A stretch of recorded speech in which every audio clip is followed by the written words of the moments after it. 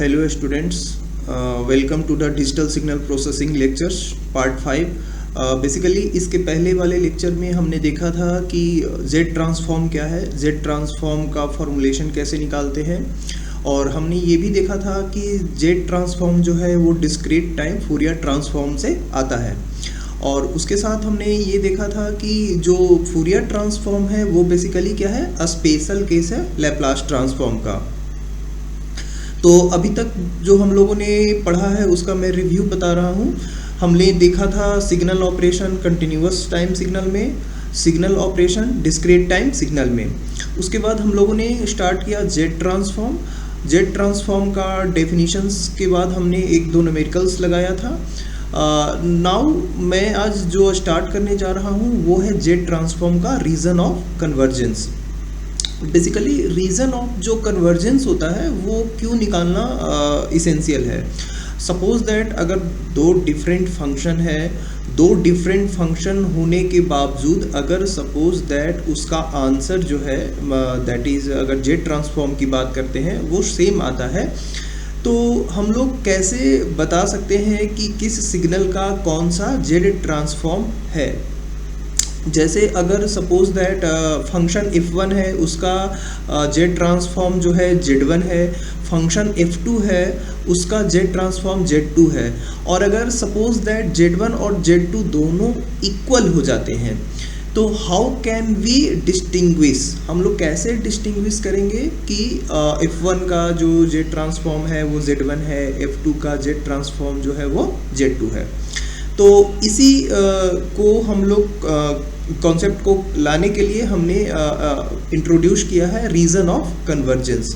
Basically reason of convergence जो है that is popularly जो नोन है वो ROC है।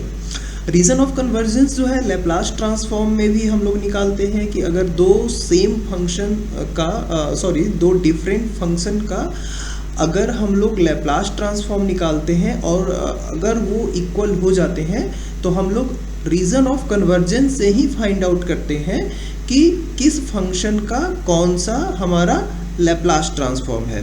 तो सिमिलरली मैं ये कंक्लूड कर रहा हूँ कि लैप्लास ट्रांसफॉर्म के केस में भी रीज़न ऑफ कन्वर्जेंस निकालना उतना ही आवश्यक है जितना कि जेड ट्रांसफॉर्म में रीज़न ऑफ कन्वर्जेंस को हम लोग फाइंड आउट करेंगे। तो सबसे पहले मैं जो रीजन ऑफ कन्वर्जेंस बताने जा रहा हूँ उसको हम लोग न्यूमेरिकल मेथड से प्रूफ करेंगे, फाइंड आउट करेंगे कि रीजन ऑफ कन्वर्जेंस जो है कैसे निकाला जाता है। तो बेसिकली जो आज का लेक्चर है वो हमारा रीजन ऑफ कन्वर्जेंस पे फोकस है। तो मैं रीजन ऑफ कन्वर्जेंस की बात करता हूँ। Suppose that reason of convergence, this is the reason of convergence. अगर रीज़न ऑफ कन्वर्जेंस की बात की जाए तो इसके जो है रीज़न ऑफ कन्वर्जेंस के अपने प्रॉपर्टीज़ हैं। मैं प्रॉपर्टी पे आता हूँ। सबसे पहले आता हूँ कि रीज़न ऑफ कन्वर्जेंस कैसे फाइंड आउट करेंगे। तो रीज़न ऑफ कन्वर्जेंस को फाइंड आउट करने के लिए डायरेक्टली हम लोग न्यूमेरिकल मेथड पे आते हैं कि हम लोग रीज़न ऑफ कन्वर्जेंस अगर निकालना है तो कैसे हम लोग इसको अप्रोच लें। तो सबसे पहले मैं एक एग्ज़ाम्पल लेता हूँ यहाँ पे। सपोज दैट कल का ही एग्ज़ाम्पल मैं लेता हूँ। कल मैंने जो जेड ट्रांसफॉर्म निकाला था उसमें मैंने रीज़न ऑफ कन्वर्जेंस बोला था कि मैं बताऊँगा, तो आज वो न्यूमेरिकल मैं ले रहा हूँ। सपोज दैट ये फर्स्ट न्यूमेरिकल है। फर्स्ट न्यूमेरिकल जो है हमारे पास सपोज दैट मान लिया जाए x of n is equal to find out करना है अपने को। x of n is equal to find out करना है a to the power -n-1। Suppose that अगर हमारे पास ये क्वेश्चन आता है, एक क्वेश्चन है x of n is equal to an of un। Suppose that ये क्वेश्चन है x of n is equal to an un का मुझे फाइंड आउट करना है रीज़न ऑफ कन्वर्जेंस। ये हमारा क्वेश्चन है। तो इसको हम लोग स्टार्ट करते हैं। सपोज दैट सबसे पहले जेड ट्रांसफॉर्म निकालते हैं। x of z is equal to n is equal to -infinity to n is equal to +infinity x of n into z पे पावर -n लेते हैं। उसके बाद हम लोग x ऑफ z को फाइंड आउट करना है। चूँकि हमारा यहाँ पे यूनिट स्टेप सिग्नल है, यूनिट स्टेप सिग्नल जो होता है वो 0 से इन्फिनिटी डिफाइंड है। तो यहाँ पे जो हमारा एग्जिस्टेंस होगा वो n इजकल टू 0 से n इजकल टू क्या होगा, इन्फिनिटी होगा। x ऑफ n की जगह पे वैल्यू हमारा a to the power n हो जाएगा, चूँकि un का मैग्नीट्यूड जो है वो 1 होता है, इसीलिए सिंपली हम लोग z to the power minus n put up करेंगे। अब z to the power minus n put up करने के बाद रॉन्गली बाय मिस्टेक मैंने ये इरेजर सेलेक्ट कर लिया था, है ना, z to the power minus n हो जाएगा। अब इसके बाद क्या हो जाएगा, सपोज दैट अब चूंकि मुझे ROC फाइंड आउट करना है, तो ROC फाइंड आउट करने के लिए क्या करते हैं कि z का हम लोग वैल्यू रखते हैं। z का जो वैल्यू होता है वो r इंटू ई इंटू जे ओमेगा n होता है। तो मैं यहाँ पे वैल्यू रखता हूँ, z का जो वैल्यू हो जाएगा वो r e of J omega होता है, चूँकि हम लोग जानते हैं कि z का जो वैल्यू होता है वो ये होता है। उसके बाद अगर मैं बात करता हूँ, सपोज दैट इसको पुटअप करता हूँ, तो मैं ये बता रहा हूँ कि सपोज दैट उसके बाद जो हमारा हो जाएगा x ऑफ z जो हमारा अभी निकल के आया था n इजकल टू 0 से n is equal to infinity x to the power xn an था, तो a to the power n हो जाएगा। फिर z टू द पावर कितना था, माइनस n था, तो z को हम लोग क्या लिखते हैं, r e of j omega, और इसको लिखते हैं माइनस n, चूँकि z to the power minus n था, ये हमारे फॉर्मूला में था, आप ये देख सकते हैं, ठीक है। z to the power n, जहाँ z का जो वैल्यू है वो r e of j omega है, r e of j omega है। तो इसको अब हम लोग फर्दर सॉल्व करते हैं। सपोज दैट अगर इसको हम लोग सॉल्व करते हैं, n इजकल टू 0 से n is equal to infinity a to the power 1 into r e of J omega, है ना। इसको भी हम लोग अगर 1 लेते हैं तो इसको सॉल्व कर सकते हैं, इसको हम लोग ले सकते हैं -1 यहाँ आप ले सकते हैं अगर, और इसको हम लोग फाइनली क्या बोलते हैं, n बोलते हैं, ठीक है। अब यहाँ तक आ गया। उसके बाद सपोज दैट फिर से मैं ये बता रहा हूँ, उसके बाद हम लोग क्या करते हैं, उसके बाद हम लोग ये कर सकते हैं कि n इजकल टू 0 से n is equal to infinity a to the power 1। अब यहाँ पे r to the power minus n आप लेके इसको अलग कर सकते हैं। यहाँ से फिर आप क्या करेंगे, e to the power minus j omega n को आप अलग से कर सकते हैं।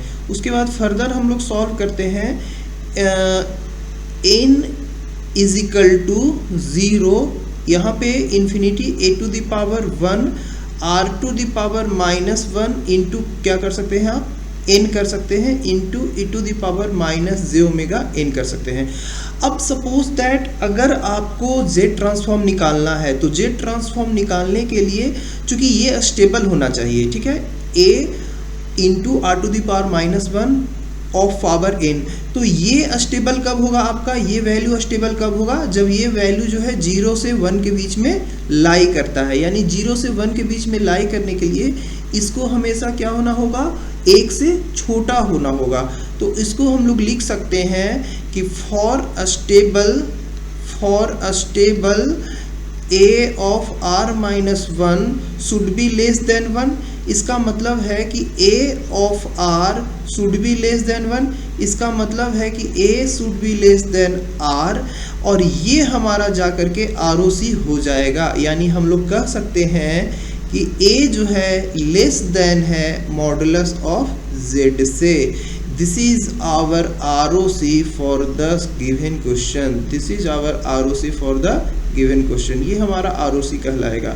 तो इस तरह से हम लोग किसी भी न्यूमेरिकल्स को ROC फाइंड आउट करेंगे z ट्रांसफॉर्म के केस में। सपोज दैट मैं एक सेकेंड न्यूमेरिकल्स लेता हूँ जिससे कि हम लोग फाइंड आउट करेंगे कि ROC जो है कैसे और अप्रोच लिया जाए। तो सपोज दैट ये क्वेश्चन कंप्लीट हो गया। मैं अब नेक्स्ट न्यूमेरिकल लेता हूँ, उस न्यूमेरिकल में मैं z ट्रांसफॉर्म भी फाइंड आउट करूँगा और रीजन ऑफ कन्वर्जेंस भी फाइंड आउट करूँगा। तो सपोज दैट मैं नेक्स्ट न्यूमेरिकल पे मूव करता हूँ, एग्जाम्पल 2। सपोज दैट मैं एग्जाम्पल 2 की बात करता हूँ, this is example 2। To find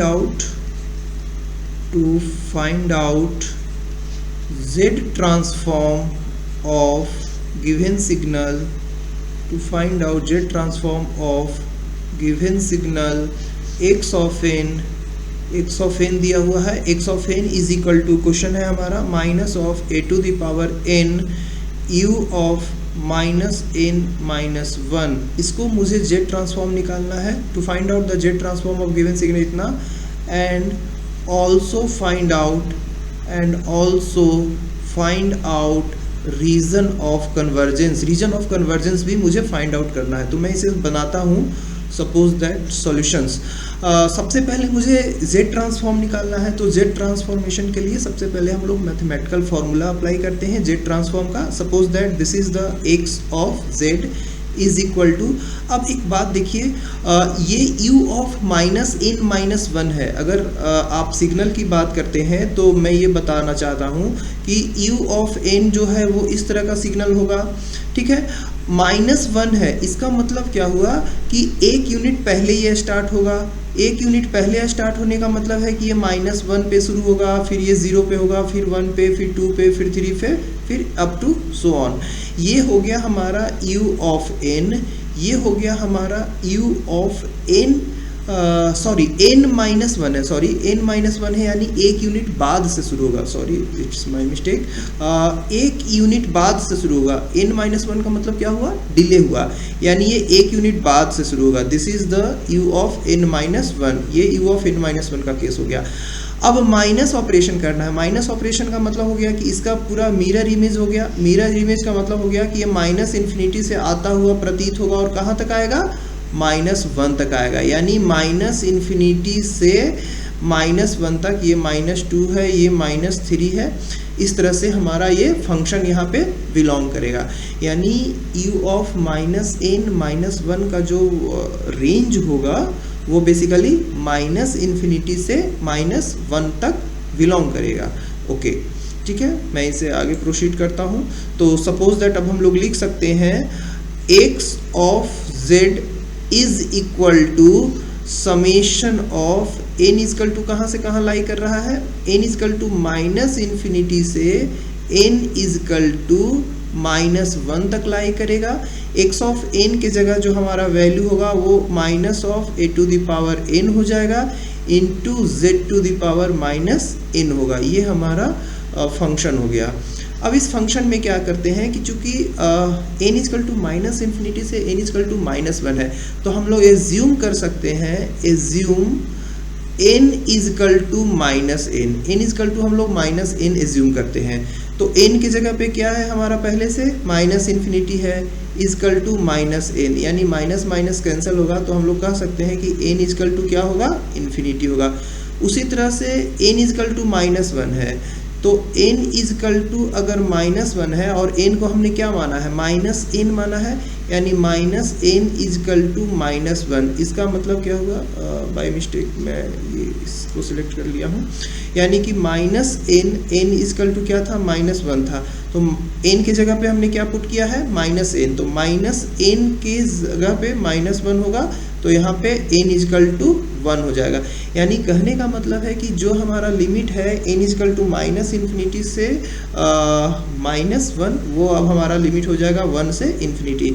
तो इसको हम लोग रीअरेंज कर सकते हैं, x of z is equal to summation of n is equal to one से n इजकल टू इन्फिनिटी।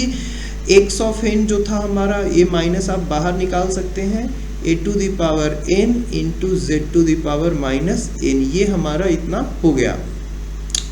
अब हम लोग एक काम कर सकते हैं कि अब चूंकि जो भी हमारा फॉर्मूला है वो जीरो से इन्फिनिटी के लिए वैलिड है, तो इसको हम लोग आगे प्रोसीड कर सकते हैं। सपोज दैट कि मैं ये लिखता हूँ, चूंकि अभी हमारा जो है x of z is equal to, ये कहाँ से कहाँ आया है, n इजकल टू वन से n इजकल टू इन्फिनिटी आया है, माइनस है हमारे पास a to the power n है into z to the power minus ये n है। अगर आप देखेंगे तो वन से infinity minus an z to the power minus n है।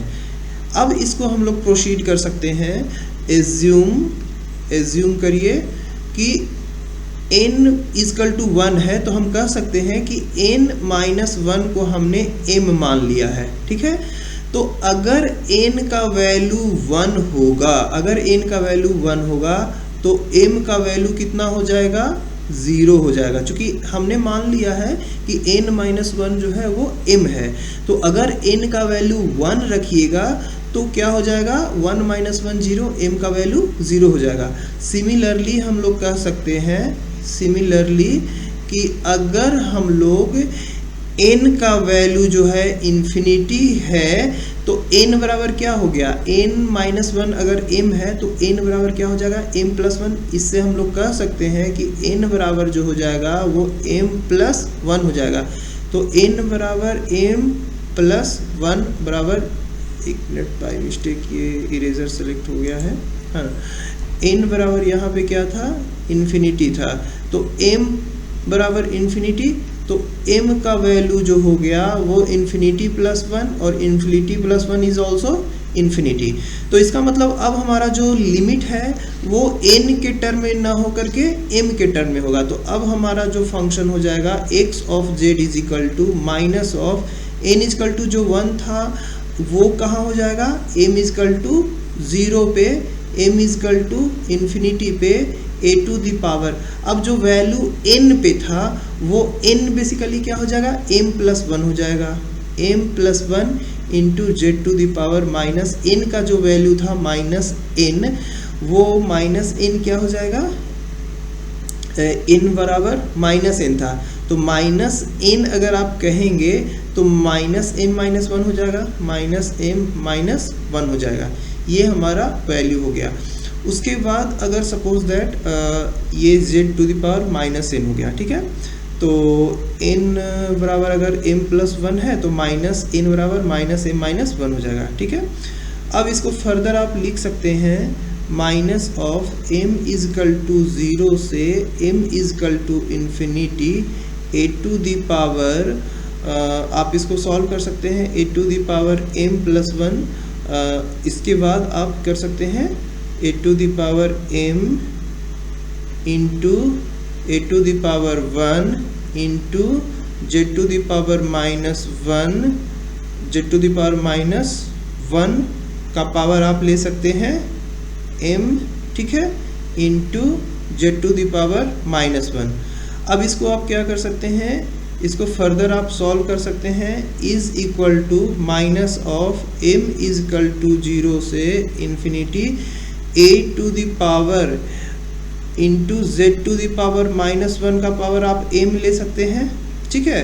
और उसके बाद जो हो जाएगा आपका, चूंकि ये और ये आपका ये कवर हो गया z टू पावर -1, और उसके साथ आप a z−1 रहने दे सकते हैं, ठीक है। तो अब उसके बाद जो क्वेश्चन आएगा आपका वो क्या हो जाएगा, आपका सिंपली जो होगा, मैं आगे इसको लिख रहा हूँ, a z−1 m है। तो अब देखिए यहाँ पे क्या हो जाएगा, मैं इसको यहाँ पे इसको लिख रहा हूँ, अगले पेज में नहीं जा रहा हूँ।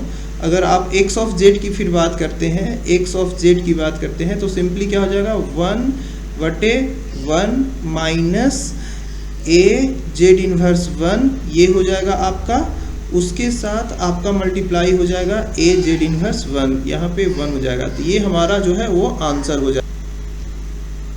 अच्छा, ओके, बट इसके बाद यहाँ पे एक चीज़ और होता है कि मैंने एक किया मिस्टेक ये हुआ है कि यहाँ पे मैंने जो है डायरेक्ट m का वैल्यू पुटअप किया है, जबकि हमें n में कन्वर्ट करना होगा। तो जो मैंने यहाँ पे किया है m का वैल्यू, एक्चुअली में क्वेश्चन में तो हमारा n दिया हुआ है ना, तो हमें कन्वर्ट करना होगा m को n में। तो मैं इसको यहाँ पे इरेज कर रहा हूँ, ठीक है, इसको यहाँ से इरेज करता हूँ, ठीक है। सपोज दैट इस पार्ट को मैं इरेज कर रहा हूँ, ठीक है। इसको फिर हम लोग कह सकते हैं यहाँ पे इज इक्वल टू है ना, summation of m is equal to जो 0 दिया हुआ था, that is the m is equal to जो 0 दिया हुआ था, m is equal to infinity था, है ना। इसको हम लोग जैसे ऐसे लिखे हैं, है ना, a to the power m into z to the power -m into कर सकते हैं a to the power 1 and z to the power -1। इसको हम लोग सिंपली कह सकते हैं m इज इक्वल टू 0 से m is equal to infinity a to the power 1 z to the power -1 of power m into a z inverse 1। अब इसको simply हम लोग तोड़ सकते हैं 1 of 1 minus a z inverse 1 है ना into a of Z inverse 1। अब चूंकि m का जो पावर है यहाँ पे आप m का जो वैल्यू है वो n माइनस 1 करके आप पुट कर दीजिए यहाँ पे, ठीक है।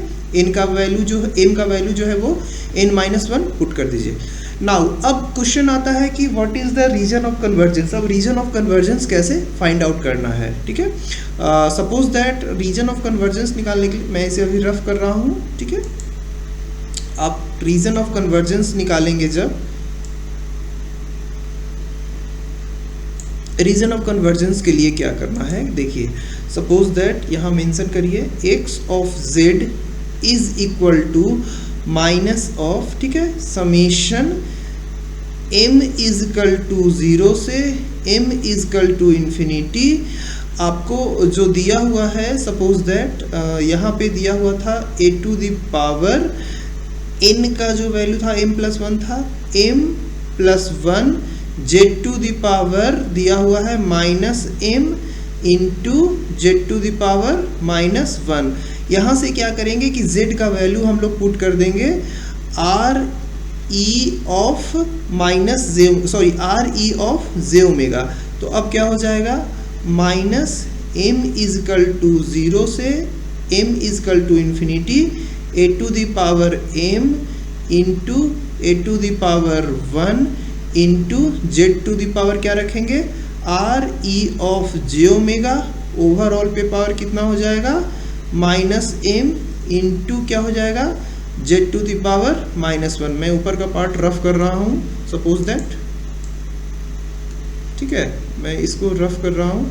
अब इसके बाद क्या हो जाएगा अगर बात करते हैं तो सपोज दैट अब हो जाएगा x of z is equal to summation of m is equal to 0 to m is equal to infinity a to the power m into a to the power m हो गया a to the power 1 into r to the power क्या हो जाएगा minus m into e to the power minus j omega m into z to the power minus 1। अब मुझे क्या करना है कि इस पूरे को क्या करना है कॉमन ले लेना है, ठीक है। Suppose that m is equal to 0 से m is equal to infinity a to the power a into a to the power a और r to the power minus 1 रखो। यहाँ से m कॉमन लेना है into a to the power 1 हो जाएगा into e to the power ये a है बेसिकली, ये वाला a है ना, into e to the power minus J omega m into z to the power n। अब ये फंक्शन को सपोज दैट आपको फॉलो करने के लिए इसको क्या होना चाहिए एक से छोटा होना चाहिए।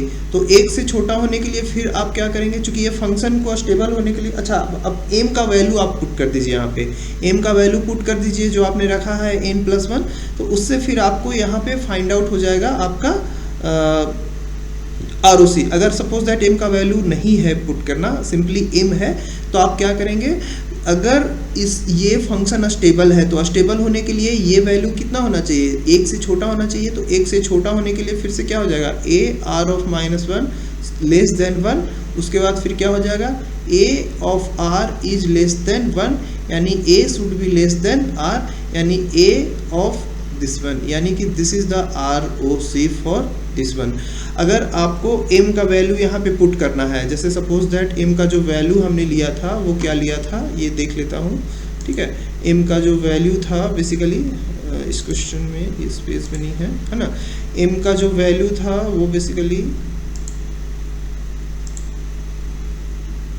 है ना n equal to m plus 1 था, n equal to m plus 1 था, ठीक है। तो यहाँ पे m प्लस 1 रखेंगे, n equal to m plus 1 रखेंगे और जो वैल्यू आएगा उसको हम लोग फाइंड आउट करेंगे। तो this is all about the region of convergence.